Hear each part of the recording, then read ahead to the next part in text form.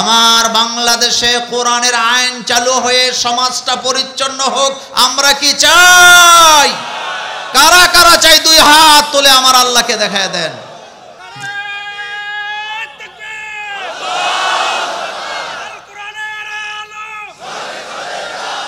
আজ সময় এসেছে ফেরে ঘুরে দাঁড়াবার, আজ সময় এসেছে ফেরে ঘুরে দাঁড়াবার। দাজ্জালি ফিতনা রুখতে মোদের একটাই সমাধান, পথে জিহাদের। আজ দলমত হোক সবই শুধু আল্লাহর, আজ সময় এসেছে ফেরে ঘুরে দাঁড়াবার, আজ সময় এসেছে ফেরে ঘুরে দাঁড়াবার, আজ সময় এসেছে ফেরে ঘুরে দাঁড়াবার, আজ সময় এসেছে। এই শতাব্দী এটা ইসলামের বিজয়ের শতাব্দী। আপনাদের কি কোনো সন্দেহ আছে? আছে মনে হয়। ইসলামকে আর ঠেকানোর কোনো সুযোগ নাই। সারা পৃথিবীতে ইসলামের জোয়ার উঠেছে। আজকে আপনি এখানে 4 জন হাফেজকে পাগড়ি দিছেন। হাফেজ কি পৃথিবীতে 4 জন না আরো আছে? সারা পৃথিবীতে বর্তমানে হাফেজের সংখ্যা আছে 6.5 কোটির উপরে। অর্থাৎ যে কোনো দেশের জনসংখ্যার চাইতেও বেশি। সুবহানাল্লাহ বলবেন না? মানে শুধু হাফেজে কোরআন আসে 6.5 কোটির উপরে, কম না। তো দিনে দিনে এটা বাড়তেছে না কমতেছে?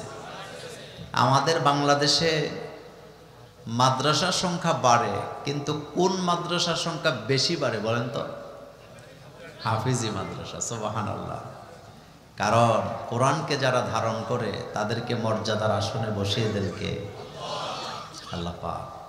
এই জন্য কোরআনওয়ালাদেরকে আল্লাহ সম্মান করেন। রাসূল বলেছেন খায়রুকুম মান তাআল্লামাল কোরআনা ওয়া আল্লামাহু। এটি শুধু একটি হাদিস নয়, এটি বিজ্ঞানসম্মত ল এবং লজিক। এটা আইন এবং এটার বাস্তবতা পৃথিবীতে আছে নাকি নাই? আমাদের বাংলাদেশে যারা কোরআনের কথা বলে তাদের চেয়ে জনপ্রিয় আর কেউ আছে? নাই। ছোট্ট হাফেজ, ছোট্ট তাকরিম, কি নাম? মর্যাদা কম না বেশি? কিসের কারণে? কোরআন। কোরআন। আমার কলেজের ভাইয়েরা,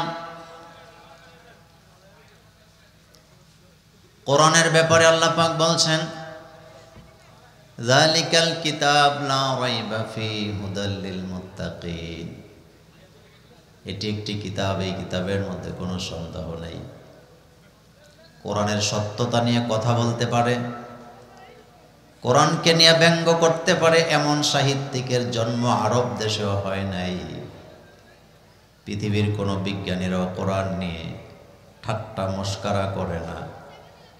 কিন্তু কষ্টের ব্যাপার হলো যেই কোরআন 1400 বছর যাবৎ পৃথিবীর কোনো বিজ্ঞানীরা ভুল ধরতে পারে নাই, কোরআন নিয়ে ঠাট্টা করতে পারে নাই, সেই কোরআন নিয়ে কয়েকটা গাঁজাখোর, যাদের মধ্যে ইসলাম বলতে কিছু নাই, আদব কায়দা বলতে কিছু নাই, এমন বাউলেরা ইদানিং কোরআন নিয়ে ঠাট্টা করে, এমন পাগল আছে না? না।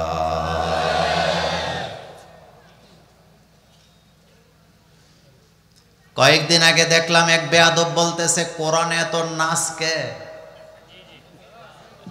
বলছেনি? আচ্ছা আপনারা বলেন তো, আরবি ভাষা আর বাংলা ভাষা কি এক জিনিস?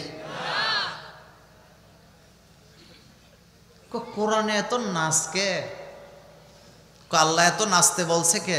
কি বলতেছে দেখেন, কুল আউযু বিরাব্বিন নাস মালিকিন নাস ইলাহিল। তো তার মাথা ঠিক আছে?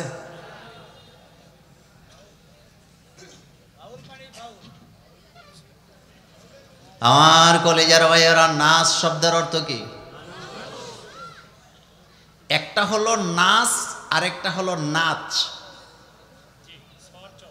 কি আজর ভাই ঠিক আছে? একটা কি দন্তা 9 আকার দন্তা স দিলে এটা হয় নাচ, যার অর্থ হলো মানুষ। এটা আরবি শব্দ। আর আমাদের দেশে যে নর্তকীরা নাচে, এটা কি নাচ না নাচ? কথা কর না কেন? তা হেতের মাথা ঠিক আছে নি? আমার এক বাউল বলতেছে যে তোমরা যে সূরা লাহাব দিয়ে নামাজ পড়ো, তোমাদের নামাজ হবে না। তা আমি বললাম কেন? কয় নামাজে দাঁড়াইছো আল্লাহর ইবাদত করার জন্য, আরেকজনকে বদদোয়া দাও কেন? চিন্তা করেন, সূরা লাহাবের মধ্যে বদদোয়া আছে নি? কাকে বদদোয়া দেই? কাকে? কারণ আল্লাহ বলে দিয়েছেন যারা আমার শত্রু তারা তোমাদের শত্রু, যারা নবীর শত্রু তারা তোমাদের শত্রু।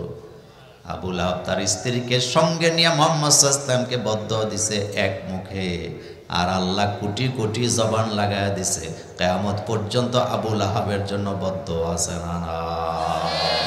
তাব্বাত ইয়াদা, পড়েন সবাই, তাব্বাত ইয়াদা আবি লাহাবিন ওয়া তাব্বা মা আগনা আনহু মালুহু ওয়া মা কাসাব সায়াসলা নারান যাতা লাহাবিন ওয়া ইমরাআতু হাম্মালাতাল হাতাব ফি জিদিহা হাবলুম মিন মাসাদ।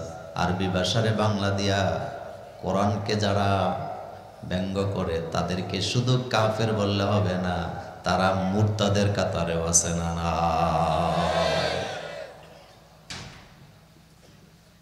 যারা কুফরকে সমর্থন করে তারাও কাফের।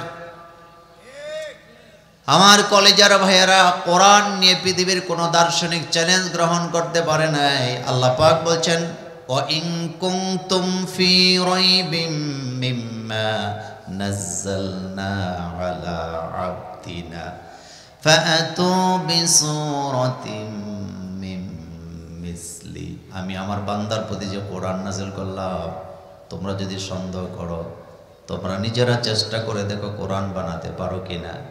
তোমরা যাদেরকে সাহায্যকারী মনে করো তাদেরকে সাথে নিয়ে কোরআন বানাবার চেষ্টা করো।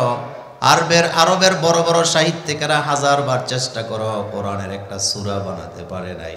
তারা স্বীকার করলেন এটা মানুষের কালাম হতে পারে না। কোরআনকে যদি আপনি গদ্য আকারে পড়তে চান তাও পারবেন, পদ্য আকারে চাইলেও পারবেন।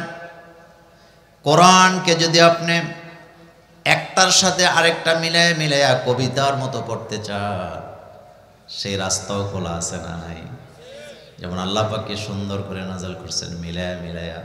আর রহমান আল্লামাল কোরআন খলাকাল ইনসান আল্লামাহুল বায়ান। আল্লাহু আকবার। আলাম নাজআলিল আরদা মিহাদা ওয়াল জিবালা আওতাদা ওয়া খালাকনাকুম আজওয়াজা ওয়া জাআলনা নাওমাকুম সুবাতা। এত সুন্দর করে মিলায় কোরআন নাযিল করেছেন কে? ওয়া লাকাদ ইয়াসসারনাল কোরআনা লিযিকরি ফাহাল মিন মুদ্দাকির। এই যে হাফেজরা পাগড়ি নিয়ে গেছে, আপনারা দেখলেন একদিনে হাফেজ হয়েছে নাকি? এক একটা পৃষ্ঠা হাজারবার তেলাওয়াত করে হাফেজরা মুখস্থ করেছেন। বিশ্বনবী কোরআন মুখস্থ করতেছিলেন, জিহ্বাকে তাড়াহুড়া করে নাড়াচ্ছেন। আল্লাহ বলছেন লা তুহাররিক বিহি লিসানাকা লিতাজালা বি। নবী কোরআন মুখস্থ করার জন্য, আয়ত্ত করার জন্য জিহ্বা এত নাড়াতে হবে না। এত কঠিন করে আমি কোরআন নাযিল করি নাই। আমার জিবরাইল আপনাকে তেলাওয়াত করে শোনাবে, আপনি আমার জিবরাইলের সাথে তেলাওয়াত করবেন, আপনার কলিজার ভিতরে কোরআন আমি জমায়ে দেব। আমার কথায় কেউ কষ্ট পাইয়েন না, কষ্ট পাওয়ার জন্য বলি না। মাজালিসুল কোরআন, যেখানে কোরআনের মাজলিস হয়, যেই জায়গায় কোরআন পড়ানো হয়, সেই জায়গার পরিবেশ আর ইউনিভার্সিটির পরিবেশ কি একরকম? কথা কন না কেন? একরকম। কোন ইউনিভার্সিটির লোকেরা কি কথা দাবি করছে যে আমাদের ইউনিভার্সিটি হলো জান্নাতের বাগান? কোনোদিন বলছে? বলতে পারবে? বললে আপনারা মানবেন? কিন্তু মাদ্রাসা যে জান্নাতের বাগান, এতে কোনো সন্দেহ আসেনি। কারণ এখানে কি পড়ানো হয়? আরো জোরে বলেন। একজন কবি বলেছেন মাদ্রাসা হায় বাগে জান্নাত মুআল্লিম হায় মিসলে গুল। মাদ্রাসা হায় বাগে জান্নাত মুআল্লিম হায় মিসলি গুল, শহদ উসমে ইলমে দিন হায় তহলিবা হায় বুলবুল। মাদ্রাসা হলো জান্নাতের বাগান, সেই বাগানের ফুল হলো উস্তাদগণ, সেই বাগানের মৌমাছি হলো ছাত্ররা তলিবুল ইলমেরা, আর সেই বাগানের মধু হলো ইলমে দিন কোরআন। আল্লাহু আকবার বলবেন না? বাগানের চারটা, এখানে কয়টা জিনিস? চারটা। বলেন কয়টা? বাগান, বাগানের ফুল, বাগানের মধু, বাগানের আহরণকারী মৌমাছি, জিনিস হলো কয়টা? বাগান হলো মাদ্রাসা। কি সুন্দর করে বলেছেন, মাদ্রাসা হায় বাগে জান্নাত, মুআল্লিম হায় মিসলে গোল, শহদ উসমে ইলমে দিন হায় তলেবা হায় বুলবুল। মাদ্রাসা হলো জান্নাতের বাগান, সেই বাগানের ফুল হলো উস্তাদগণ, সেই বাগানের মধু হলো কোরআন হাদিস এলেম এলমে দিন, সেই বাগানের মধু আহরণকারী হলো তলিবুল ইলমেরা। এই জন্য কবি বলতেছেন, অতুন সে হাম ক্যা করুঙ্গি মাদ্রাসা হায় অতুন আপনা, অতুন সে হাম ক্যা করুঙ্গি মাদ্রাসা হায় অতুন আপনা, মরুঙ্গি হাম কিতাবো পর অরখ হোগা কাফন আপনা। আমি বাড়িঘর দিয়ে কি করব? মাদ্রাসায় আমার বাড়িঘর। আমি যদি এখানে মারা যাই, আল্লাহর কিতাবের পাতা দিয়ে আমাকে কাফন করে দিও। আল্লাহু আকবার। এটা হচ্ছে মাজালিসুল ইলম। আমার কলেজের ভাইয়েরা, এই জন্য মাদ্রাসার পরিবেশ আর কলেজ ভার্সিটির পরিবেশকে আপনি মিলাতে পারবেন না। মাদ্রাসার ছেলেদের সামনে দিয়ে গেলে কপালে সালাম পাওয়া যায়, আর বিভিন্ন ইউনিভার্সিটির সামনে দিয়ে গেলে গালিও খাওয়া লাগে নাকি লাগে না? চিল্লায় বলেন লাগে কিনা? মাদ্রাসার ছেলেরা এখনো উস্তাদের অজুর পানিটা আজ্ঞায়া দেয়। মাদ্রাসার ছেলেরা এখনো মাদ্রাসার পরিবেশটাকে সুন্দর করে রাখে। আমার কলিজার বাইরে এটা কোরআনের কারণে।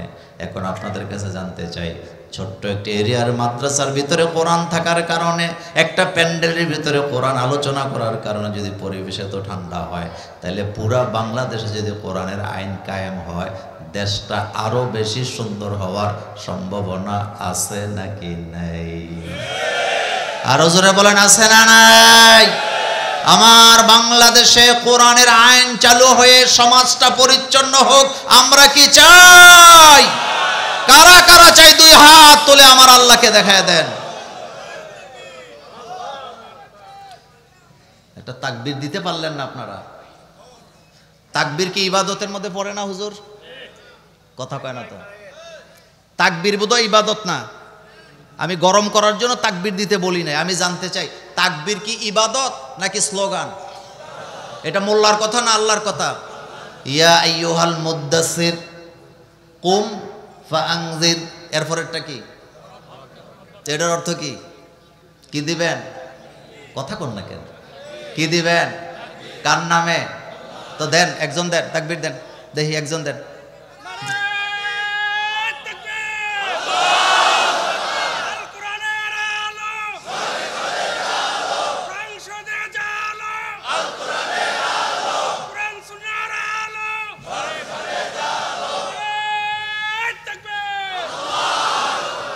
তাকবীরও তো ডরে ভয়ে দেন না। আপনারা মনে করেন তাকবীর দিলে মানুষে মনে করবো তারা বোধহয় ক্ষমতা যাইতে চায়। কয়েকদিন আগে এক বুদ্ধিজীবী আমার কয়, হুজুর মোল্লা ভাই আপনারা ক্ষমতা চাইয়া নেন কেন? ক্ষমতা চাইয়া নেওয়া তো জায়েজ নাই। তো আমি হাসি দিয়ে বললাম, ক্ষমতা তো আমরা বুদ্ধিজীবীদের কাছে চাই না, ক্ষমতা আমরা চাই কার কাছে? কারণ আমরা জানি ক্ষমতার মালিককে। এই মাইকটা একটা মালিক আছে না? কথা কন না কেন? আপনি যদি আমার কাছে এই মাইকটা দাবি করেন, আমি এটা দিতে পারবো? কেন পারবো না? কারণ এটার মালিক আমি। কিন্তু আপনি যদি এইটা আবার চাইেন না, উল্টা পাল্টা বুঝছে না, মানে এটা যদি দাবি করেন, দিতে পারবো কিনা? কারণ কি? এটা আমার। এখন বলেন একটা চিল্লান দিয়া, ক্ষমতা কার? তো বুদ্ধিজীবীরা আমাকে ক্ষমতা দিবে না আল্লাহ দিবে? ভারত আমাকে ক্ষমতা বসাবে না আল্লাহ বসাবেন? ক্ষমতা তো আমরা আল্লাহর কাছে চাই, দুনিয়ার কোন রাষ্ট্রের কাছে আমরা ক্ষমতা চাই না। বিশ্বনবী চাইছেন কার কাছে? আল্লাহর নবী মক্কা থেকে মদিনা রওনা দিয়েছেন, হিজরত করে চলে যাচ্ছেন। হিজরত করা কার হুকুম? নবীজিকে হিজরত করার আদেশ দিয়েছেন কে? আল্লাহ নবী বলেছেন 5টা জিনিসের আদেশ আল্লাহ আমাকে করেছেন, আমি তোমাদেরকে করলাম। এই 5টার ভিতরে হিজরতের কথাও আছে না? না। আল্লাহর নবী যখন মক্কা ছেড়ে মদিনা চলে যাচ্ছেন, নবীজি ঘর থেকে বের হলেন, কাফেররা নবীজিকে ঘেরাও করলো হত্যা করার জন্য। তারা নবীকে হত্যা করতে চায়, তারা নবীকে হত্যা করতে চায়। আর সেদিকে মক্কা বিজয় করে নবীর হাতে ক্ষমতা দিতে চায় কে? কথা কি সত্য? কাফেররা চায় নবীজিকে কি করতে? আর নবীর হাতে রাষ্ট্র ক্ষমতা দেওয়ার জন্য প্রস্তুত কে?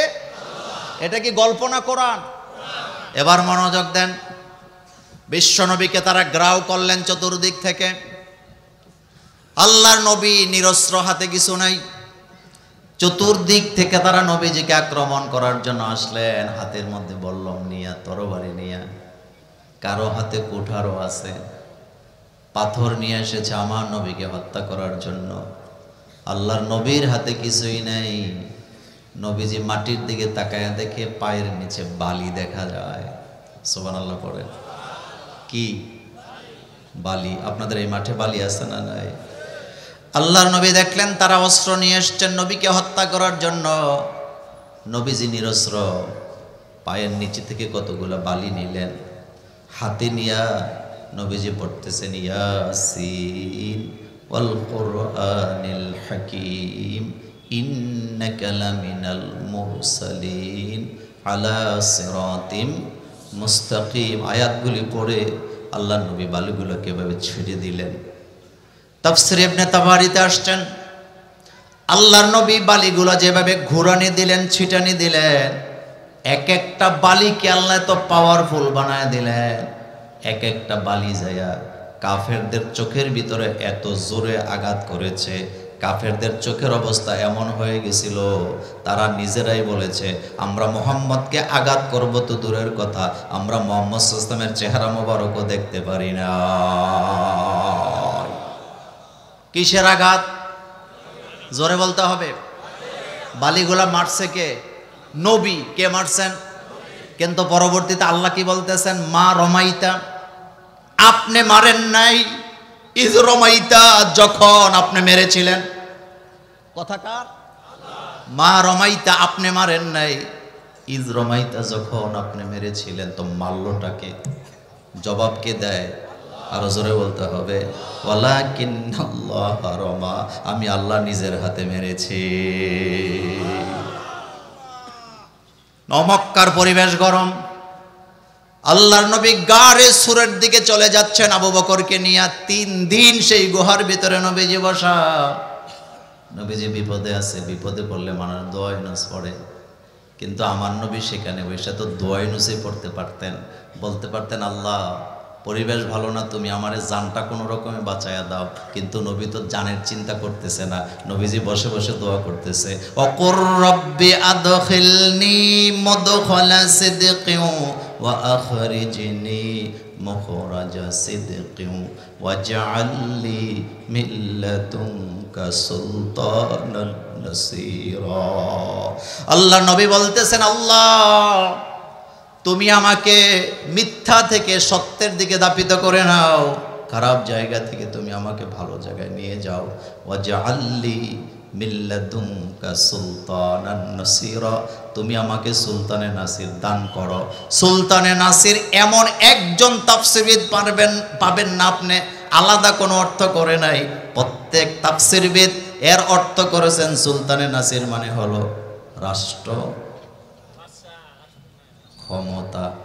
কথা কন্যা দিয়ে আপনারা, সুলতানে নাসির অর্থ কি? আরো জোরে বলেন।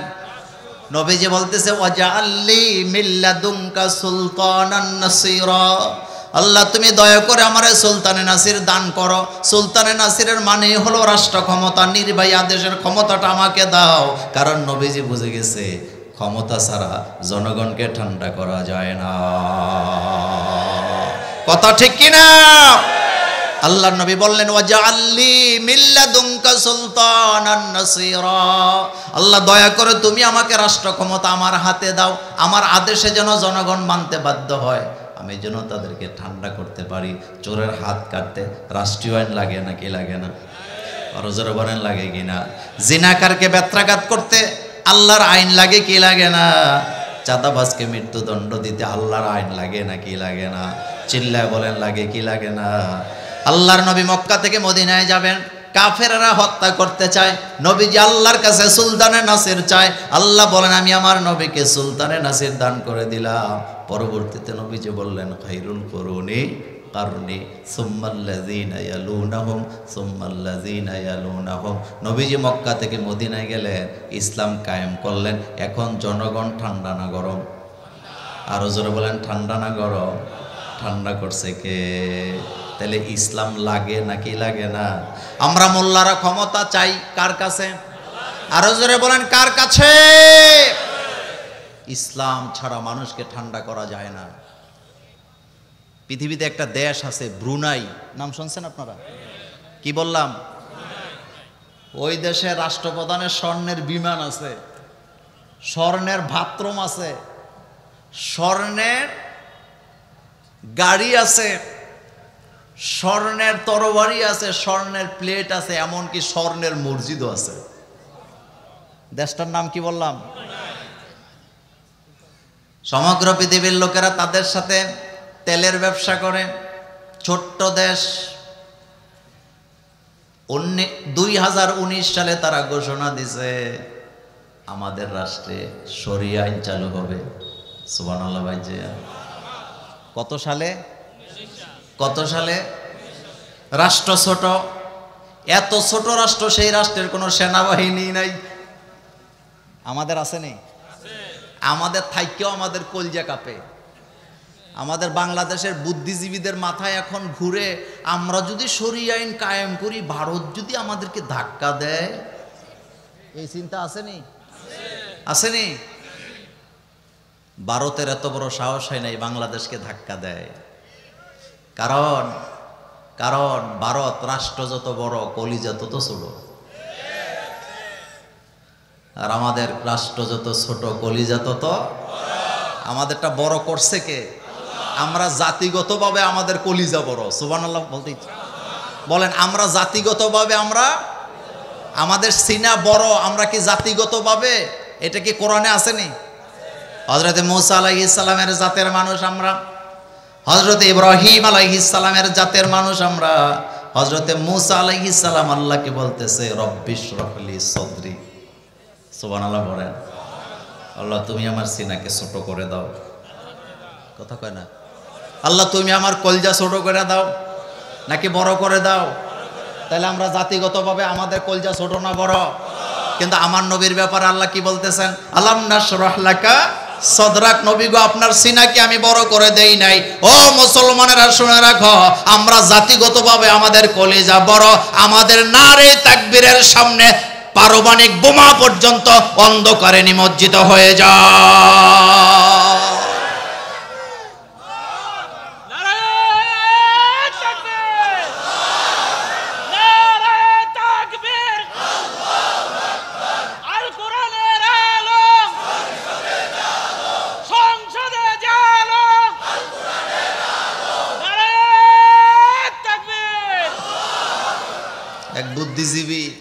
এক বুদ্ধিজীবী আমাকে বলতেছে, মোল্লা ভাই ক্ষমতা যাইয়েই কি হাত কাটা শুরু করবেন? চোরের মনে কথা কর না ভাই, চোরের মনে মানে চিন্তা যদি হাত কাটি। আমি বলছি না ভাই, আমরা ক্ষমতায় যাই হাত কাটবো না ততদিন মানুষের খাদ্যের নিরাপত্তা দিতে পারবো না যতদিন। ভয়ের কারণ নাই, ভয়ের কোনো। বাংলাদেশে যদি কোরআনের আইন কায়েম হয়ে যায়, সংসদে যেদিন আইন পাস হবে তার পরের দিন থেকে চোরের হাত কাটার জন্য ইসলাম আমাদেরকে দেয় নাই। বরং সবার আগে 18 কোটি মানুষের খাদ্যের নিরাপত্তা দেওয়া হবে। যখন রাষ্ট্রে খাদ্যের নিরাপত্তা পরিপূর্ণ হয়ে যাবে, কারো ঘরে অভাব থাকবে না, এরপরেও যারা চুরি করবে বুঝতে হবে তাদের মতলব খারাপ, তাদের খাসলত খারাপ হয়ে গেছে। কারণ অভাব ছাড়া যারা চুরি করে তারা দেশের টাকা বাইরে পাচার করে। আমার কলেজের ভাইয়েরা, বাংলাদেশে একজন অফিসার পাবেন না যিনি ছেলে মেয়েরে ভাত খাওয়াইতে পারে না এই জন্য ঘুষ খায়, কেমন একজন পাইবেন? কথা কোন না কেন? এমন একজন অফিসার কি পাবেন যে উনি সংসার চালাইতারে না, ছেলে মেয়ে না খাই আছে 3 দিন, এই জন্য ঘুষ খাইছে, এরকম পাবেন? তাহলে ঘুষটা খায় কেন? হয় ছেলে মেয়েরে বিদেশে পড়ালেখা করাবে, অথবা বাংলাদেশের টাকা দিয়া কানাডায় বাড়ি বানায়া সিঙ্গাপুরে যে চিকিৎসা নেবে, এই মতলব আছে না নাই? কুমিল্লার এক ইঞ্জিনিয়ার আমাকে বলতেছে, মোল্লা হুজুর আপনারাই ওয়াজ করেন হারাম টাকা দান করা যায় না, তো আমি যেটা ঘুষ খাই এটা দান করি না, আমি যেটা বেতন পাই সেটা মসজিদ মাদ্রাসায় দিই। তা আমি বললাম, ভাই তাহলে আপনি ঘুষের টাকাটা করেন কি? কয় এটা দিয়া বাজারের বড় বড় মাছ খাই, কল্লা খাই, মুরগি খাই, গরু খাই। বাংলাদেশে একটা কথা আছে, অতি চালাকে আপনাদের শরীয়তপুরে এটা বলে, দেখেন কত চালাক। কয় আমি এগুলা মসজিদে দেই না, কারণ জানি এটা হারাম টাকা, এজন্য এটা মসজিদ মাদ্রাসায় দেই বেতনের টাকাটা, ওইটা তো হালাল, মাদ্রাসায় দেই বেতনের টাকা। তা আমি হাসি দেওয়া বললাম, মিয়া সাহেব অতি চালাকের গলায় ধরি। কয় কেমনে? আমি কি আল্লাহর নবী বলেছেন লা ইয়াদখুলুল জান্নাতা জাসাদুন উযিয়া বিল হারাম। নবীজি বলেছে যে এই শরীরের রক্ত মাংসগুলো তৈরি হয়েছে হারাম খাদ্য দিয়া, এই দেহটাই জান্নাতে যাইতে পারবে না। আপনি বেতনের টাকা মসজিদ মাদ্রাসায় দিয়া কোনো লাভ নাই, কারণ যেটা খাইছেন আপনি নিজেও জাহান্নামে যাবেন, ছেলে মেয়ের রক্ত মাংস শুদ্ধ জাহান্নামে যাওয়ার সম্ভাবনা আছে না? না, কত যে বেজাল, কত যে এমন ঘোষখোর আমাদের বাংলাদেশে বর্তমানে নাই। তো ইসলাম ক্ষমতায় যাক, এটা কি তারা চায়? কথা কন না কেন? যারা মানুষকে কিডন্যাপ করে, মানুষকে হাইজেক করে, যারা ডাকাইতি করে, করোনার আইনে তাদের মৃত্যুদণ্ড আছে না নাই? কল্লা কাটার কথা বলেছেন কে? এখন যারা এগুলা করে আর যারা এগুলাকে করায়, তাদের হৃদয়ের ভিতরে কম্পন আছে না না? চোরের মনে, আরো যারা বলেন চোরের মনে। আমার কলেজার ভাইয়ারাম, যতই চোরের মনে পুলিশ পুলিশ করুক না কেন, ইসলামের বিজয় বাংলাদেশে হবে হয় আমাকে নিয়া, না হয় আমাকে সারা। কথা কন না কেন? ইসলামের বিজয় বাংলাদেশে হয় আমাকে নিয়ে, না হয় আপনারা কবেন মোল্লা ভাই নমুনা দেখি না। নমুনা আপনি দেখবেন করতে, আপনি একটু চোখটা বন্ধ করে খেয়াল করেন। ঢাকা ইউনিভার্সিটি দেখুন ইসলাম আসেনি, আগে চিন্তা করছেন নি? রাজশাহী ইউনিভার্সিটিতে ইসলাম আসেনি, আগে চিন্তা করছেন নি? জাহাঙ্গীরনগর বিশ্ববিদ্যালয় আসেনি, জাহাঙ্গীরনগর বিশ্ববিদ্যালয় আগে পাখি মারলে 500 টাকা জরিমানা, কিন্তু ইসলামী আন্দোলনের ছেলেদেরকে হত্যা করলে কোনো বিচার নাই। লা উকসিমু বিহাযাল বালাদ ওয়া আনতা হিল্লুম বিহাযাল বালাদ ওয়া ওয়ালিদিউ, একথা মোল্লার না আল্লাহর। মক্কা নগরীর অবস্থা এমন ছিল, আমার নবীকে হত্যা করতে চায় তারা, কোনো বিচার হবে না। পাখি মারলে বিচার হবে, নবীকে হত্যা করলে কোনো বিচার হবে না। এই আইন, এই চিন্তাধারা বাংলাদেশেও ছিল কি ছিল না? আমার কথায় কষ্ট পাইয়েন না আমার কলেজার ভাইয়েরা। আল্লাহ রাব্বুল আলামিন বলছেন, আফা গায়রা দীনিল্লাহি ইয়াবগুনা ওয়া লাহু আসলামা মান ফিস সামাওয়াতি। কথা কার? আল্লাহ বলছে, ও দুনিয়ার মানুষেরা, আকাশের জমিনে যা কিছু আছে, ইচ্ছায় হোক অনিচ্ছায় হোক, তারা আইন মানে কার? আমার শরীয়তপুরের বাইরে একটা কথার জবাব দেন। আকাশের জমিনে যা কিছু আছে সবাই আল্লাহর আইন মানে। এই পৃথিবীতে কাক আছে না নাই? আপনি খবর নিয়ে দেখেন, একটা কাক আর একটা কাকের আইন মানে না, সে আল্লাহর আইন মানে। কথা কন না কেন? একটা শিয়াল আর একটা শিয়ালের আইন মানে না, সে আল্লাহর আইন মানে। একটা কুকুর আর একটা কুকুরের আইন মানে না, সে আল্লাহর আইন মানে। সমুদ্রের পানির নিচে যারা বাস করে তারা, তাদের স্বজাতি ভাইয়ের আইন মানে না, আইন কায়েমের জন্য আন্দোলন করে না, তারা আল্লাহর আইন মানে। চন্দ্র আল্লাহর আইন মানে, সূর্য আল্লাহর আইন মানে। পৃথিবীর একটা পাখি আপনি পাবেন না, একটা পাখি আরেকটা পাখির আইন মানে না, কারণ তারা ভালো করে জানে আইন মানতে হবে কার? শুধুমাত্র মানুষ শয়তানের পালায় পড়ে ধোঁকা খাইয়া আল্লাহর আইন থেকে বিরতি হইয়া মানুষের আইন কায়েম করার আন্দোলন করে, এমন বোকা আছে না? না, একটা কাক আরেকটা কাকের আইন মানে না, একটা বক আরেকটা বকের আইন মানে না। কিন্তু আমরা মানুষ এতটাই বোকা, আল্লাহর আইন বাদ দিয়া মানুষের আইনের পেছনে দৌড়ায়, এরকমের বোকা মানুষ আছে নাকি নাই? হযরত ইব্রাহিম আলাইহিস সালাম আইন মানতেন কার? আরো জোরে বলেন কার? সাবা থেকে নিজের স্ত্রীকে নিয়ে রওনা দিছে, জেরুজালেমে যাবে। পথের মধ্যে নিজের স্ত্রীকে কিডন্যাপ করে নিয়ে গেছে জালেম বাদশার লোকেরা। হযরত ইব্রাহিম আলাইহিস সালামের স্ত্রীর নাম কি? কথা কন না কেন? হাজেরা। একটা শিখছে, প্রথম স্ত্রীর নাম হাজেরা, সায়রা। বলেন কি নাম? রাস্তা থেকে নবীর স্ত্রীকে কিডন্যাপ করে নিয়ে গেছে। হযরত ইব্রাহিম আলাইহিস সালাম রাস্তায় রাস্তায় বাজারে ঘুরে আর কাঁদে, নিজের স্ত্রীর খবর জানে না। হযরতের সারাকে নিয়ে একটা রুমের ভিতরে বন্দি করে রাখছে জালেম বাদশার লোকেরা। বাদশাহ আসছে সারার কাছে, সারার রুমে। বাদশাহ যখন রুমে আসতেছে, হযরতের সারা আকাশের দিকে তাকায়া চোখের পানি ছেড়ে ছেড়ে বলতেছে, আল্লাহ, তোমার বান্দার আমলের খবর তুমি জানো। বান্দা যে চোখে ইশারা দেয় এটাও জানে কে? কতক্ষণ না? ইয়ালামু খায়িনাতাল আইন। ভালো হয়েছে। হযরতের সারা বলতেছেন, আল্লাহ, তুমি তো জানো আমার ভিতরের খবর, আমলের খবর, বাইরের খবর।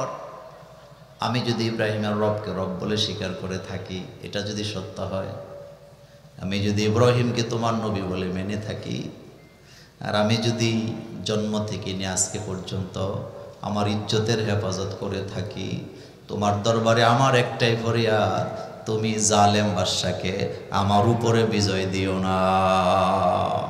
অনেক আলেম আছেন এখানে, জানি আমাকে 1000 বার পড়াতে পারবেন, আমি কোনো বড় আলেম নই। হযরতের সারা তো বলার দরকার ছিল, আল্লাহ, আমি যদি তোমাকে রব বলে মেনে থাকি, ইব্রাহিমকে যদি আমি নবী বলে মেনে থাকি, আর আমি যদি আমার ইজ্জতের হেফাজত করে থাকি, তাহলে তুমি আমার হেফাজত করো। বলতে পারতেন না? কিন্তু তিনি বলেন, আল্লাহ, জালেমরে আমার উপরে বিজয় দিও না। আল্লাহ পরবর্তীতে ইব্রাহিম নবীকে জানায় দিলেন, ইব্রাহিম, হযরতের সারা যখন তার ইজ্জতের ব্যাপারে আমাকে বলতেছিল, আমার আরশে আযমের জোশ লেগে গেছে, কারণ একজন সতী সাধবী নারী একজন জালেমের সামনে হেরে যাবে, আমি আল্লাহ এটা বরদাস্ত করতে পারি না। ভবিষ্যৎবাণী করে দিয়ে যাই, বাংলাদেশে যে সমস্ত নারীরা ইসলামী আন্দোলন করে, কোরআনের আন্দোলন করে, তাদের ইজ্জতের সাথে কারো ইজ্জত তুলনা করা যায় না। কথা ঠিক কিনা বলো? তাদের ইজ্জতের খাতিরে বাংলাদেশে কোরআনের রাজ কায়েম হবে ইনশাআল্লাহ। জালেমরা বিজয় লাভ করতে পারবে না। হযরতে সারা এই দোয়া করার সাথে সাথে আল্লাহ পাক তাকে হেফাজত করলেন। জালেম বাদশার হাত বিকলাঙ্গ হয়ে গেছে। জালেম বাদশা এবার বলতেছে, আপনার সাথে আমার একটা কথা আছে। কয়, কি কথা?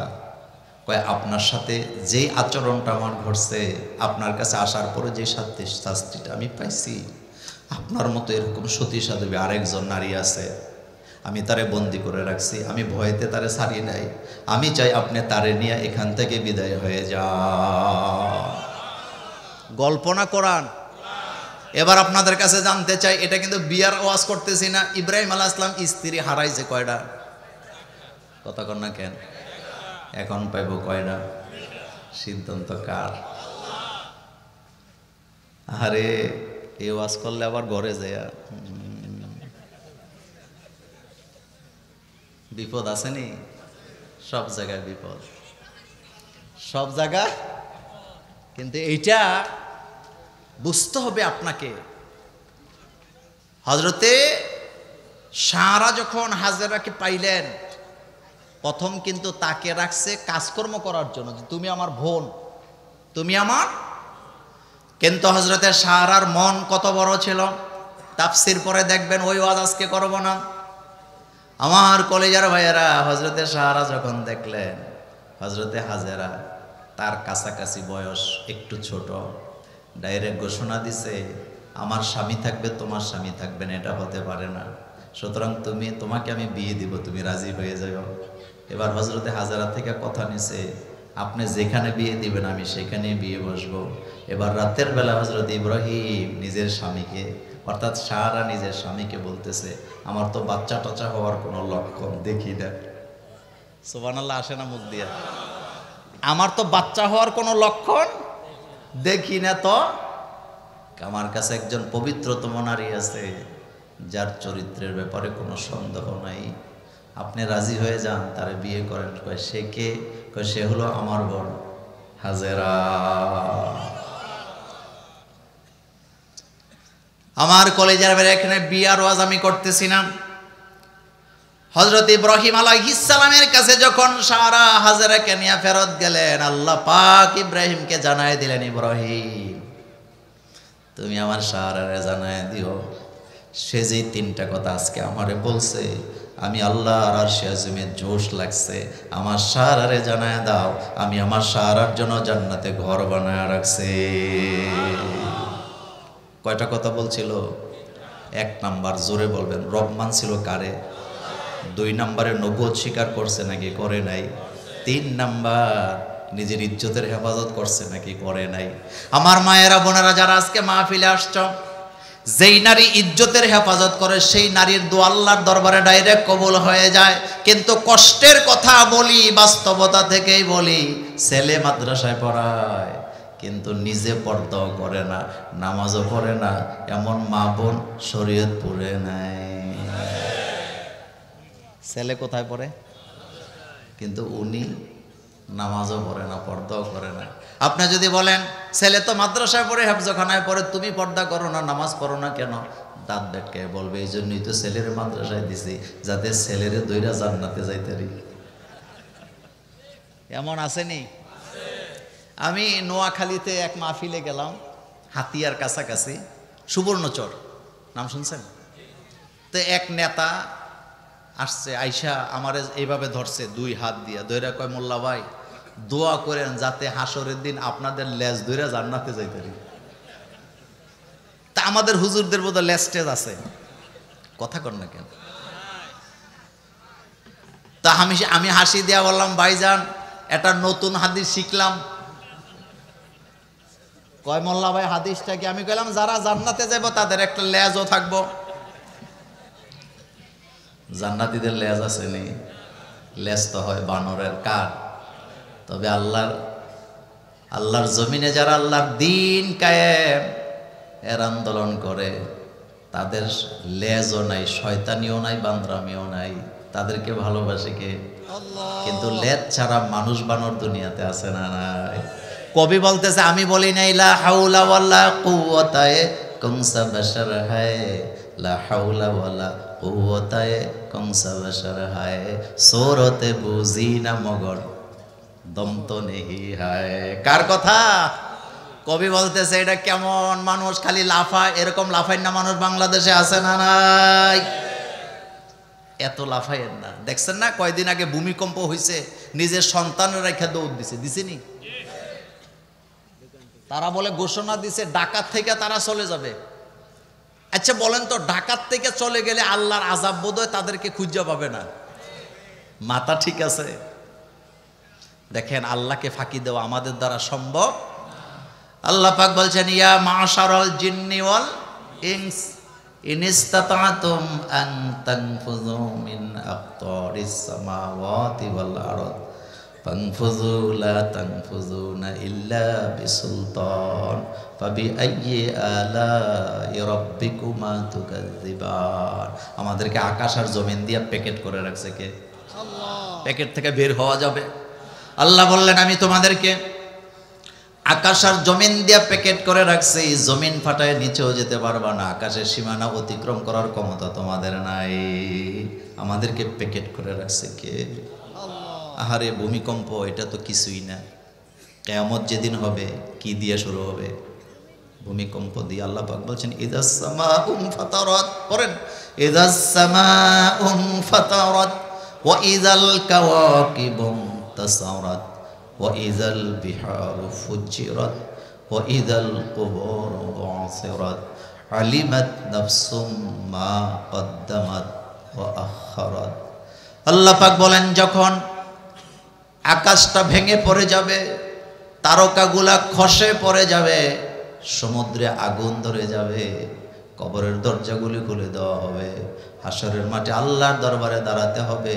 লাকাদ আহসাহুম ওয়া আদ্দাহুম আদ্দা ওয়া কুল্লুহুম আতিহি ইয়াউমাল কিয়ামাতি ফারদা।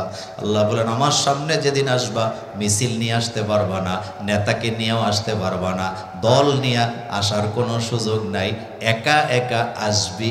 কার কথা? আরো চিল্লায় বলেন কার কথা? নমিনেশনটা সাবমিট করবে, নেতা আসেনি, কথা কন না কেন? কর্মী আসেনি, বাহিনী আসেনি, দলবল হয়ে গেছে, যার লোক বেশি তার নমিনেশন দেওয়া লাগে। আমাদের কুমিল্লা সদর থানায় নমিনেশন দিছে একটারে, লাফাইতেছে আরো তিনটায়। আমার এলাকা নমিনেশন কয়টারে দিছে? রাস্তা বন্ধ করতেছে আরো তিনজনে, তার লোকেরা যে আগুন জ্বালায়া দেয়, রাস্তা বন্ধ করতেছে, লাফাইতেছে, মানে জনশক্তি দেখাইতেছে। হাসরের ময়দানে এটা চলবে তো? কথা কন। আল্লাহ বলছেন লাকাদ আহসাহুম ওয়া আদ্দাহুম আদ্দা ওয়া কুল্লুহুম আতিহি ইয়াউমাল কিয়ামাতি ফারদা। আমি একজন একজন করে গণনা করে রেখেছি, আমার সামনে দলে দলে আসা যাবে না, একা একা দাঁড়াতে হবে। দলবল নিয়ে যাওয়ার কোনো সুযোগ? দুনিয়াতে দল আসেনি, দল নিয়ে যাওয়া যাবে না। আমার কলিজার ভাইয়েরা, আল্লাহ পাক বলেন সেদিন মানুষগুলা বলবে অকালাল ইনসানু মা লাহা, হইলটা কি? কি হইল? সবাই সেখান থেকে বেরিয়ে আসবে। আমাদেরকে জীবিত করার ক্ষমতা আল্লাহর আছে না নাই? ফেরাউনের দাঁত বেটকাইতে আছে, আর মুসা আলাইহিস সালামকে বলতেছে মুসা এটা কেমন কথা? মাটির সাথে মিশে যাব, মাটির সাথে মিশে যাব, আবার কিভাবে তুলবে? এই কথা তুমি পাও কই? হযরতে মুসা আলাইহিস সালাম ফেরাউনের সামনে দাঁড়ায় বলতেছে মিনহা খলাকনাকুম, পারেন না আয়াত? পড়েন মিনহা খলাকনাকুম ওয়া ফিহা নুঈদুকুম ওয়া মিনহা নুখরিজুকুম তারাতান উখরা। মিনহা খলাকনাকুম, এই মাটি থেকে তোরে বানানো হয়েছে, ওয়া ফিহা নুঈদুকুম, এই মাটিতে তোকে পুঁতে দেওয়া হবে, ওয়া মিনহা নুখরিজুকুম, এখান থেকে আবার উঠাবে, হাসরের ময়দানে হিসাব দেওয়া লাগবে। কার কথা? হযরত ইব্রাহিম আলাইহিস সালাম খলিলুল্লাহ আল্লাহকে বলতেছে রব্বি আরিনি কাইফা তুহিল মাউতা, আল্লাহ তুমি আমারে দেখাও কিভাবে তুমি মৃত্যুকে জীবিত করো, কারণ যেটা মরে যায় এটা জীবিত হয় বুঝি না। আল্লাহ পাক বলছে আওয়ালাম তুমিন, তুমি কি ঈমান রাখো না, এর প্রতি কি বিশ্বাস রাখো না? তিনি বললেন ক্বালা বালা, আমি অবশ্যই বিশ্বাস রাখি। লিয়াতমাইন্না কলবি, তুমি যদি আমাকে দেখাও আমার কলিজা ঠান্ডা হয়ে যায়। মোমেনকে নিদর্শন দেখাইলে কলিজা ঠান্ডা করে কে? আল্লাহ। আরো জোরে বলেন কে? এই জন্য পাপিষ্ঠদেরকে দুনিয়াতে মোমেনদের সামনে আযাব দিয়া লাঞ্ছিত করে বঞ্চিত করে আল্লাহ দৃষ্টান্ত স্থাপন করে দেয়। হযরত আম্মা জান আয়েশা সিদ্দিকা রাদিয়াল্লাহু তাআলা আনহা, আসমা বিনতে আবু বকর রাদিয়াল্লাহু তাআলা আনহা, দুইজন থেকে বাইহাকির হাদিস বর্ণনা হয়েছে। তারা বলে কাবাঘর ভাঙার জন্য যেই হস্তি বাহিনীগুলা আসছিল, এই হাতিগুলা যারা চালাইছিল তারা ছিল আবরাহ বাসার সেনাবাহিনীর স্পেশাল ফোর্স। তারা হাতিগুলাকে চালাইতো। হাতি যারা চালায় তাদের কি কয়? মুরব্বীরা বলেন কি বলে? আগে তো আর বিমান আসিল না, এখন যারা বিমান চালায় তারা হলো স্পেশাল ফোর্স। আর আব্রাহার সেনাবাহিনীতে যারা হাতিগুলা চালাইতো তারা ছিল স্পেশাল ফোর্সের লোক। তাদের চিন্তা ছিল হাতির গলার মধ্যে রশি বাঁধবে, রশির এক মাথা দিয়ে হাতির গলা বাঁধবে আর এক মাথা দিয়ে কাবাগর বাঁধবে, কাবাগর গ্রাউ করে বাইন্দা মাউতেরা হাতিগুলাকে সামনের দিকে চালাবে, হাতি জোরে টান দিবে, কাবাগর ভেঙে মাটির সাথে মিশে যাবে। শয়তানের বুদ্ধি আর কি, বলেন কি বুদ্ধি? পারবে তো? আমার কলেজার ভাইয়েরা, এই হাতি যারা চালাতেন তারা ছিল আব্রাহার স্পেশাল ফোর্সের বাহিনী। আল্লাহ পাক বলছেন ওয়া আরসালা আলাইহিম, পড়েন ওয়া আরসালা আলাইহিম তায়রান আবাবিল তারমিহিম বিহিজারাতিম মিন সিজিল ফাজআলাহুম কাআসফিম মাকুল। আম্মা যারা আয়েশা সিদ্দিকা বলে এই হস্তি বাহিনীটা যারা হস্তি বাহিনীতে যারা ছিল তারা ছিল আব্রাহার স্পেশাল বাহিনী, কিন্তু আমি আর আমার বোন আসমা নিজের চোখে তাদেরকে তিনটা অবস্থায় দেখেছি। কয়টা? আর হুজুর বলেন কয়টা? এক নম্বরে আমরা দেখছি তাদেরকে শেষ জীবনে অন্ধ, কি দুই নম্বরে দেখছি তারা বিকলাঙ্গ, তিন নম্বরে দেখেছি তাদের কোনো জমি ছিল না, স্থায়ী কোনো ঠিকানা ছিল না, সারা পৃথিবীর দেশে দেশে ঘুরছে আর ভিক্ষা করে খাইছে। শাস্তি কয়টা? এত আসতে বললে হবে না। এবার আপনাদের কাছে জানতে চাই, বাংলাদেশেও যারা ইসলাম নিয়ে তামাশা করছে ভিক্ষা কইরা খায়, নিজের জমি না, কথা বলো ঠিক কিনা? শাস্তি কে দেয়? শাস্তি কে দেয়? নিজের ঘর আছে ঘুমাতে পারে না, আল্লাহর কোন প্রিয় বান্দারা তাদেরকে আঘাত করে না, মাইরেরও ভয় দেখায় না, নিজেরাই ভয় আসে না। কথা কর না কেন? কত কি সত্য? কত জুলুম করছে আপনাদের এলাকায় বোধহয় হয় নাই, সত্য স্বীকার করেন। আপনাদের এলাকায় মাহফিল করতে আইছি, 11:30 পর্যন্ত নাটক চালাইছে, মনে আছে নি? কয়টা পর্যন্ত? কয়টা? কিন্তু আমি তো মাহফিল করতে আইছি, আমারে আনছে কে? নিজেরাই নাই। কুমিল্লা শহর পুলিশ লাইনের পাশে জুমা পড়াইতাম এক মসজিদে 22 বছর। জুমার নামের যার আলোচনা করতেছি, 9 মিনিট আলোচনা করার পরে অস্ট্রেলিয়া মসজিদে হামলা চালাইছে।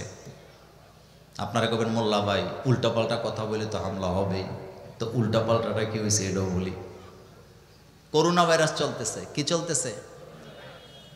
তো তারা ওই যে পুলিশ লাইনের সামনে অটোরিকশা ধরে ধরে অটোরিকশাগুলো ভেঙে দেয়। তো অটো যারা চালায় এটা তাদের নিজের না ভাড়া? বেশিরভাগ ভাড়া, বেশিরভাগ। একটা অটোর দাম কত? তো আমি জুমার খুতবার আলোচনায় বলতেছিলাম যে আপনি যে তাদের অটোগুলা ভাঙ্গা দিচ্ছেন এটা জুলুম। আপনি যে তারে ভাঙতেছেন, যে রিক্সা অটো চালাইলে তুই করোনা ভাইরাসে মরি যাবি, তো তার ঘরে তো 3-4টা বাচ্চা, তার ঘরে তো খাবার নাই। আপনারা যারা বাপ আছেন বুকে হাত দিয়ে বলেন, আপনার ছেলে যদি একটা চিপস চায়, একটা চকলেট চায়, দিতে না পারলে কলিজায় আঘাত লাগে নাকি লাগে না? নিজের ছোট লাগে নাকি লাগে না? তো গরিব মানুষের অটো যে আপনি ভাঙতেছেন, তার ঘরে তো খাবার নাই, সে তো ঘরে থাকতে পারতেছে না। আপনি তার ঘরে আগার খাবার পৌঁছান, তারপরে বলেন তুই অটো চালাইস না, তাইলে লোকের আর অটো নিয়ে বাইর। এটা কি আমি কোনো অন্যায় কিছু বলছি? আরো জোরে কোনো অন্যায় হয়েছে? এ কারণে অস্ত্র নিয়ে হামলা চালাইছে। কিন্তু মজার ব্যাপার হলো, হামলা চালাইছে তো চালাইছে, আমি কিন্তু জুমা পড়াইছি, এরপরও পড়াইছি, আরো পড়াইছি, কিন্তু আমার আল্লাহ রাব্বুল আলামিনের বিচারে আমার যারা হামলা চালাইছিল বা জামাত, জামাতের সাথে বোরকা পইরা ইন্ডিয়া, বুঝেন নাই? একা একা না, জামাতের সাথে পুরা টিম বোরকা পইরা জামাতের সাথে বাগছে। বাগাইছে কে? দমকাইতেছি না। ইসলামকে কখনো নিজের প্রতিপক্ষ বানাবেন না। পৃথিবীর ইতিহাস সাক্ষী আছে, যারা ইসলামকে প্রতিপক্ষ বানাইছে একটাও ইজ্জত নিয়ে দুনিয়া থেকে যেতে পারে নাই। খবরদার, খবরদার। সম্পদ দিয়া, সেনাবাহিনী দিয়া, অস্ত্র দিয়া আল্লাহর মোকাবেলা করা যায় না, কারণ ক্ষমতা কার? তাবারাকাল্লাযী বিয়াদিহিল মুলক ওয়া হুয়া আলা কুল্লি শাইইন কাদির। ক্ষমতা কার? আরো জোরে বলতে হবে কার? বলেন আগামীর বাংলাদেশ আল কোরআনের বাংলাদেশ। আরো জোরে বলেন আগামীর বাংলাদেশ আর কোরআনের বাংলাদেশ। কারণ কোরআন এটা কার বাণী? আল্লাহ পাকের বাণী। আমরা বুদ্ধিজীবী মনে করি কারে জানেন? যারা সারা রাত টকশুতে খুব চাপা মারে, আমরা তাদেরকে বুদ্ধিজীবী মনে করি। আমরা বুদ্ধিজীবী তাদেরকে মনে করি যারা ইন্ডিয়াকে খুশি করার জন্য পত্রিকায় কলম লেখে। আমরা বুদ্ধিজীবী তাদেরকে মনে করি যারা টাকার বিনিময়ে বিক্রি হয়ে যায়। অথচ রাসূলুল্লাহ বুদ্ধিজীবীদের একটা সংজ্ঞা দিছে। আল্লাহ রাসূল বলেছেন, আল কাইয়িসু মান দানা নাফসা ওয়া আমিলা লিমা বাদা মাউত। বুদ্ধিজীবী তারা দুনিয়ায় বসে আখিরাত সাজায় যারা। সুবহানাল্লাহ আসে না? বুদ্ধিজীবী তারা দুনিয়ায় বসে আখিরাত সাজায় যারা। জৈসা কারে ऐसा ভরে না মানে তো করকে দেখ, जैसा करे ऐसा भरे ना माने तो करके देख, जन्नत दोजख हक है ना माने तो मर के देख। जेमन कर्म करबा तेमन फल पाबा, ना विश्वास हले कइरा देखो। कार कथा? कारण कामा तादिनु तुदान। एक आरबिते प्रबाद वाक्य आछे, आल्लाह बोलছে ফামাইয়া মাল মিসকালা যাররাতিন খায়রান ইয়ারা ওয়া মাইয়া আমাল মিসকালা যাররাতিন শাররান ইয়ারা। ভালো যদি যাররা পরিমাণ করে সেটাও আল্লাহ দিবে, মন্দ যদি যাররা করে সেটারও শাস্তি আছে না না। বুঝে শুনে পক্ষ নিয়েন, বুঝে শুনে পক্ষ নিয়েন, আন্দাজি পক্ষ নিয়েন না। আমার বাংলাদেশে লালনেরা ভাউলেরা নেক স্রোতে বাংলাদেশের সহজ সরল মানুষগুলোকে ধোঁকা দিয়ে যাচ্ছে। কি স্রোতে? কি স্রোতে? নেক স্রোতে। ওই দিন দেখলাম হাতে ওয়াজ করতেছে এক বাউল, নাম জানি কি, এত সুন্দর করে বলার দরকার না, আবুল্লা। হ্যাঁ কি বলতেছে বলেন তো? আল্লাহ নাকি এক এক সময় এক একটা কথা বলছে, তার বাসায় সে বলতেছে যার কথা এক এক সময় এক একটা, এটা কি মুখ নাকি? না, এটা বলার দরকার নাই, এরকম বলছেনি? আরো জোরে বলেন, বলছে কিনা? তো এখন আমরা তো মানুষ, আমাদের শরীরে রক্ত আসেনি, মাংস আসেনি, জিদ আসেনি, আছে। পোলা পেনে নাইলে একটু দৌড়নি টুরনি দিছে আর কি, এটি ফানির যে পড়ছে।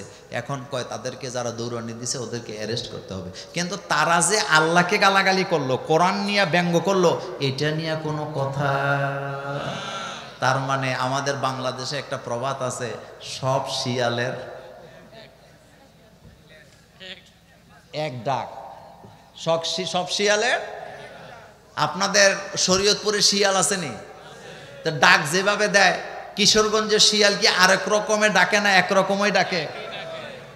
হুক্কা হুয়া, কিয়া হুয়া, বলেন কিয়া হুয়া। একতে বলে হোর বাইত গেছে, শিয়ালে ডাক দিছে দৌড়দা গিয়া শাশুড়ির ওই যে আঁচলের নিচে লুকাইছে। তো শাশুড়ি কয় কিয়া হুয়া, কয় হুক্কা হুয়া। কি হয়েছে হেডেই জানে না। এরকম আসেনি? একটা কথা মনে রাখবেন, আমরা কোরআনওয়ালারা, ইসলামওয়ালারা, আমরা হইলাম অরিজিনাল। আমরা এদেশে অরিজিনাল, আমরা ভাড়াটিয়া না। কষ্ট পান যাই করেন, একজন আলেমের বিদেশে বাড়ি নেই, একজন আলেমের দেশের বাইরে বাড়ি নাই, একজন আলেম বাংলাদেশ থেকে 1 টাকাও পাচার করে নাই। কারণ আমরা জানি এই দেশটা আমাদের। ফাঁসির মঞ্চ সাজায় রাখছে, এরপর আলেমরা দেশেই ছিল। ছিল কিনা? কোন আলেম দেশ ত্যাগ করছে? আরো যারা বলেন করেছেন। কিন্তু আপনি শাশুড়ির আঁচলের নিচে জায়গা নিছেন কেন? কারণ আপনার ভিতরে ভয় আছে। বেশি দিন হৌর বাই থাকা এটা কিন্তু ভালো লক্ষণ না, এটা ভালো লক্ষণ না।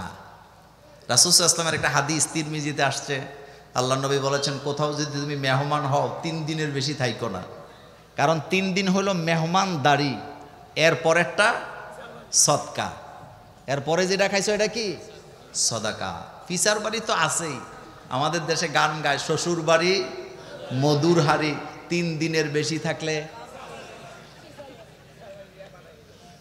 এক জামাই অনেক দিন শ্বশুর বাড়িতে যায় না, বলবো তো 6 মাস পরে গেছে, জামাই গেছে, শাশুড়ি তো রান্না বান্না করছে দেশি মুরগি, অনেক মজার খাবার। তো রাতের বেলা জামার জন্য দুধ নিয়ে গেছে, নিয়ে দুধটা টেবিলে রেখে শাশুড়ি বলতেছে, জামাই 6 মাস পরে আইছেন, যাইতে পারবেন না, অনেক দিন থাকবেন, অনেক দিন। জামাইয়ের কদর সব সময়, জামাই কিন্তু শ্বশুর বাড়িতে বুড়ো হয় না, 80 বছর বয়সে গেলেও আমাদের জামাই আছে। তো হেতে শাশুড়ির দিকে তাকায় বলতেছে, আম্মা 3 দিন পরে সিদ্ধান্ত দেব। কয়দিন? তো গ্লাসের দিকে তাকায় দেখতেছে গ্লাস যে দুধ যে দিছে এটার অর্ধেকটা সর আর অর্ধেকটা দুধ, মানে পানি টানি নাই। তো ও আঙ্গুল দিয়া গ্লাসের ভিতরে দিয়ে উঠাইয়া দেয়ালের মধ্যে মারছে। যখন মারছে, যেখানে মারছে ঠিক এখানে লেগে আছে, এটা নিচে আর পড়ে না। এটা কি সর, মানে পানি টানি।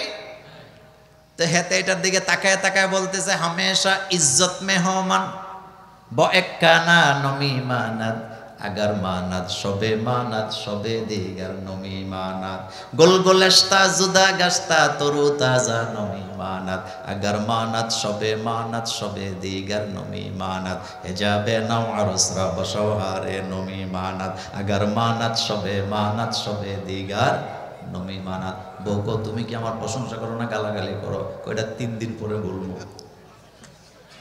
কয়দিন? এখন সে দুধের পাশে লেখা রাখছে এটা প্রথম দিনের দুধ। কোন দিনের?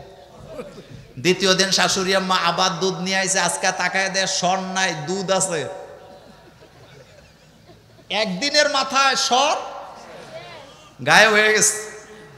এতে এবার বলতেছে, হামেশা ইজ্জত মে হো মানব একখানা নমি মানাত, আগার মানাত সবে দিগার নমি মানাত। এবার লেখছে এটা হলো দ্বিতীয় দিনের দুধ। কয়দিন গেছে? তৃতীয় দিন শাশুড়ি আম্মা আবার দুধ নিয়ে আইসা বলতেছে, জামাই যাওয়া যাবে না, অনেক দিন থাকবেন। হেতে দুধের দিকে তাকায় দেয়, এই মাথা থেকে ওই মাথা দেখা যায়। ইজ্জত আছে না গেছে? কথা কর না কেন? ইজ্জত আছে না গেছে? এখন হেতে দুধ যখন দেয়ালে মারছে তৃতীয় দিন, যেখানে মারছে ঠেকছে যায় মাটিতে। হেতকে আম্মা টেনশন করে না, কালকে সকালে গুড বাই টাটা। শাশুড়ি কয়, জামাই আদর তো কম করি না, দুধ তো আজকেও দিছি, যাবা কেন? হেতে কয়, আম্মা কবি কি সুন্দর করে বলে দিছিল, হামেশা ইজ্জত মে হো মানব একখানা নমি মানাত, আগার মানাত সবে দিগার নমি মানাত। মেহমান বাড়িতে আইলে কদর কিন্তু সবসময় একরকম থাকে না। প্রথম দিনের খাবার এর পরের দিনেরটা আরো নিচে নামে, এর পরের দিনেরটা আরো নিচে নামে। আম্মা আপনি তাকায় দেখেন, প্রথম দিনের দুধ জিয়ানে মারছিলাম হিয়ানে আছে, দ্বিতীয় দিনেরটা 1 বিঘত নামছে, আজকেরটা মাথা থেকে মাটিতে নামছে, পরেরটা যাইব কই? হাসার জন্য বলি নাই, যারা দাদা বাবুদেরকে খুশি করার জন্য দাদা বাবুদের বাড়িতে মেহমান হইছ, সম্মান কিন্তু এখনই নাই। এখন কিন্তু বাইর করে দিতে তারা নিজের অভাব আছে, ইজ্জতের সাথে আছে। কথা কন না কেন? কারণ রাসূলুল্লাহর হাদিস, ইজ্জত কয়দিন? এদিকে তাকান, কয়দিন?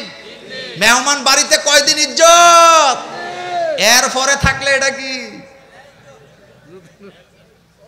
আপনারা মনে করছেন একের জামাই আদরে আছে? এত জামাই আদরে নাই। আমরা পৃথিবীর অনেক দেশ ঘুরছি, ভারতের মতো নিম্ন মনের মানুষ যারা মেহমানদেরকে সম্মান করতে জানে না, ভারতের চেয়ে অন্য কোনো দোষ আপনি পাবেন না। ডোনাল্ড ট্রাম্প তার আগের সরকারের আমলে আক্ষেপ করে বলেছিল পৃথিবীর সবচেয়ে নোংরা দেশ হলো ভারত।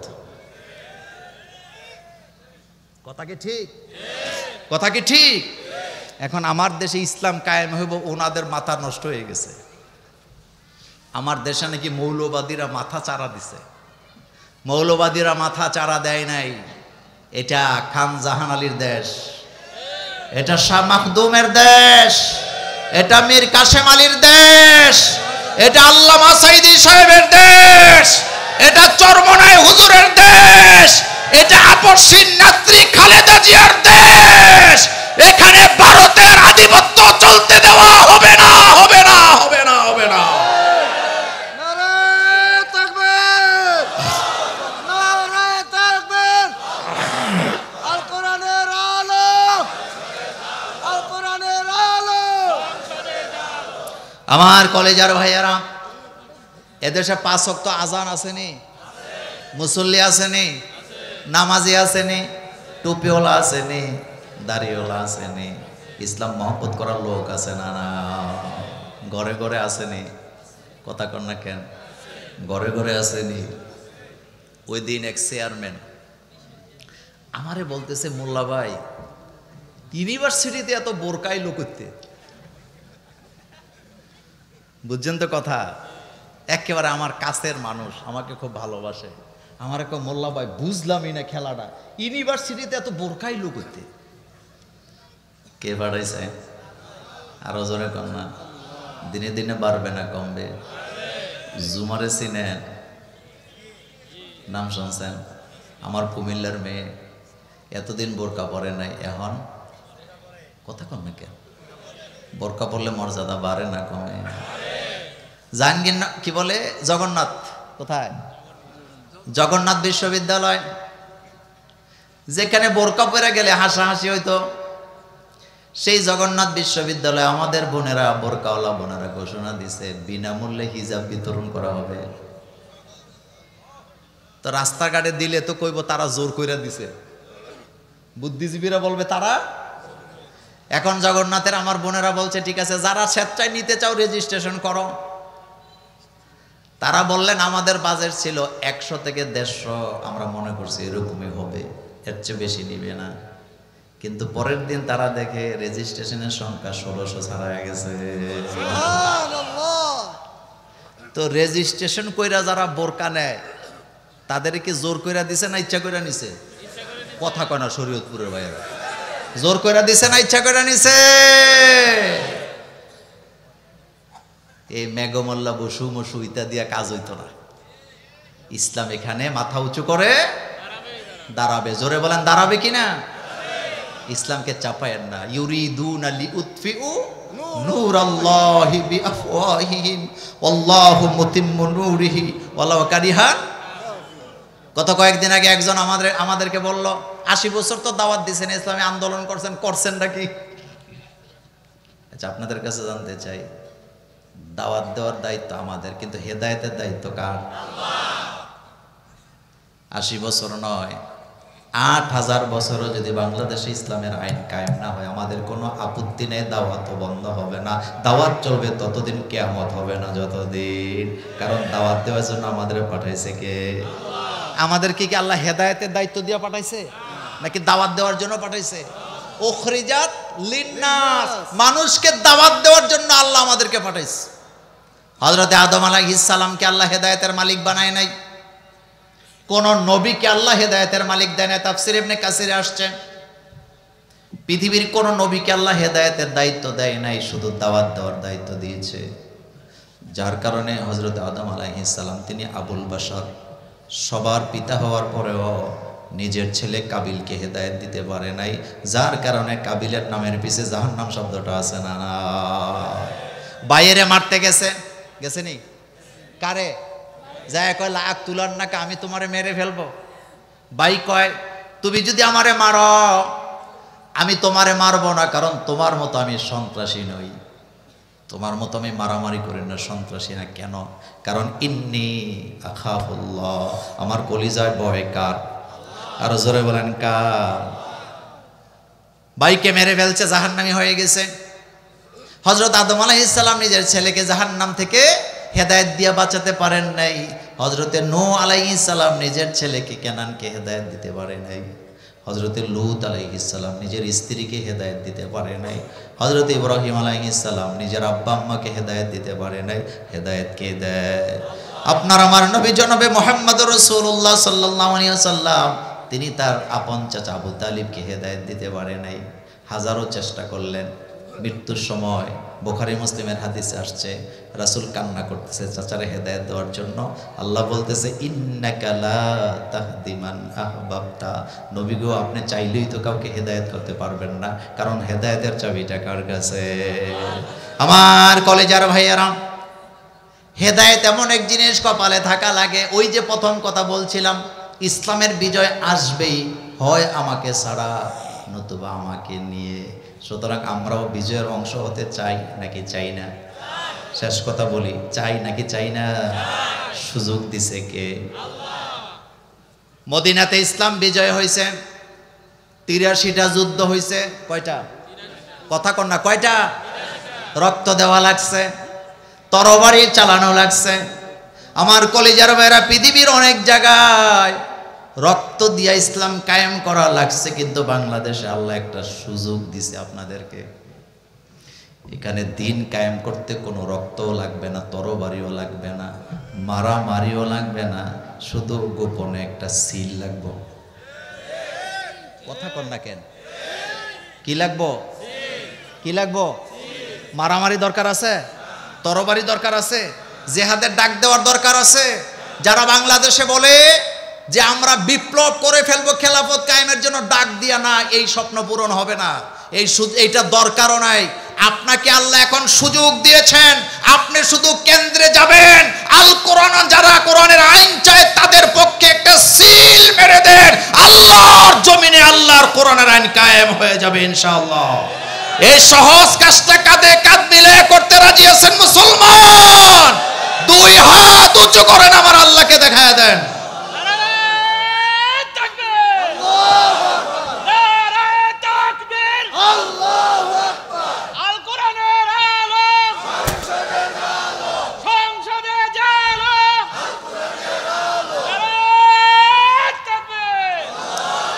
দিন কায়েম সহজ না কঠিন?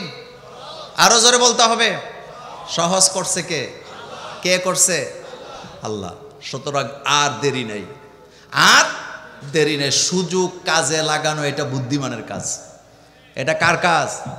বুদ্ধিমানের কাজ। সুতরাং আমরা চাই, আসেন আসেন, যেই দলই করি না কেন, অন্তত একটা বার মজাটা নেই যে কোরআন কত মজা, কোরআনের আইন কত মজা, কোরআন কত সুন্দর। বিশ্বাস করেন, কোরআন মানুষকে ঠকায় না। তহা মা আনজালনা আলাইকাল কোরআনা লিতাশকা, নবী কোরআন আপনাকে ক্লেশ দেওয়ার জন্য আসে নাই, ভাগ্যের পরিবর্তন করার জন্য কোরআন এসেছে। আল্লাহ যেন আমাদেরকে কবুল করেন, আমরা বলি আমিন। আল্লাহ যেন আমাদের দেশটাকে কোরআনের জন্য কবুল করেন, আমরা বলি আমিন। আল্লাহুম্মা সাল্লি আলা সাইয়্যিদিনা মুহাম্মদ ওয়া আলিহি ওয়া সাহবিহি আজমাইন। আপনারা কেউ আর কিছু কথা আছে? আল্লাহুম্মা আমিন। রব্বানা যালামনা